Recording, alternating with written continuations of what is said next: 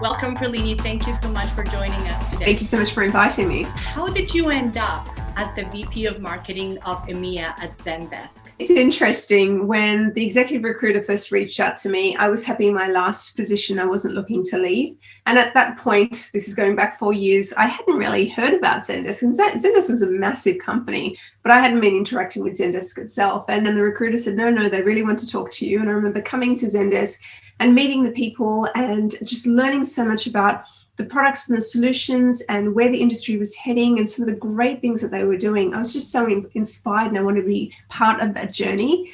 And surprisingly, after starting, when I told my friends and family and others, everyone knew who Zendesk was. And all of a sudden, every customer support page that I was on, I kept seeing the Zendesk logo at the bottom. So Zendesk was there all along. I wasn't looking out for the logo.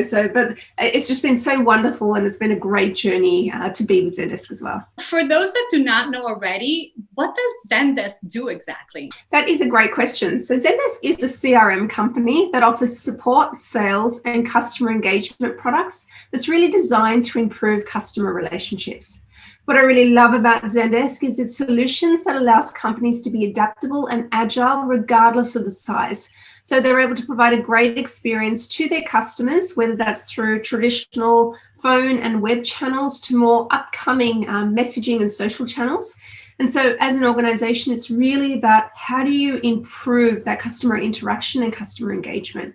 So what is one piece of career advice that you have received as a marketing leader that has been particularly valuable to you? One piece of advice I'd recommend, not necessarily just as a marketing leader, but I think everyone can gain from this. You're going to have meetings and you're going to have discussions, and not all of them are going to go the way that you want.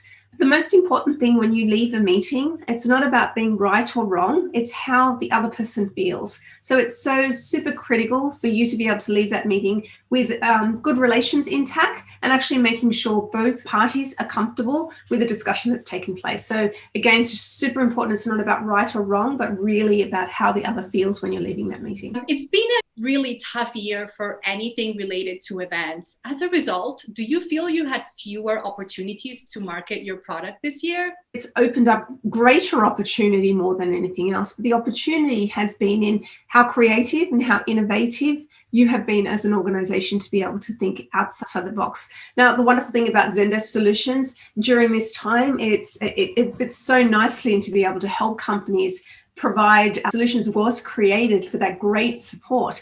And we're seeing a lot of companies thinking today, how do they provide that, especially in the remote world? But it's also how do they support their employees on the HR and IT side. So from a Zendesk perspective, the solutions have been right for this market that we've been in. And if anything, we've seen more of an increase in demand.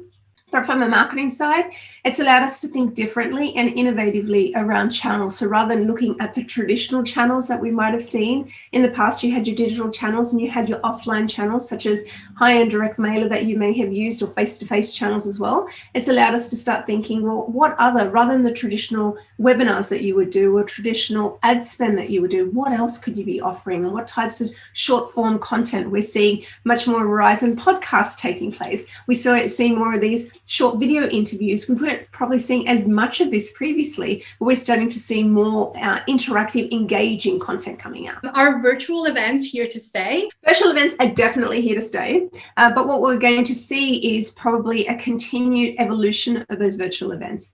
It's going to be a case of amalgamation of both online and offline. So rather than see events of 4,000 people in attendance, you're probably going to see 4,000, but rather than 4,000 in one location, it's probably going to be spread across 10 different cities, where you've got keynotes being broadcast to the different cities, and those interactive workshops and sessions throughout and networking throughout the day takes place in those local cities as well. And I think this brings much more of an immersive experience, much more creativity as well. And it removes that ability that everyone has to travel to one city to be there. So lots of great stuff to come. I think I honestly believe it's opportunities like the pandemic and other areas, that's when you see the best of innovative ideas that come out, and it opens up and paves that way for marketers today to experiment with things that they haven't been able to, and really look at new ways of doing creative marketing out there. And I think this brings us to a close. It's been such a pleasure speaking with you, and I really look forward to our next catch up. Well, thank you so much for including me. Take care.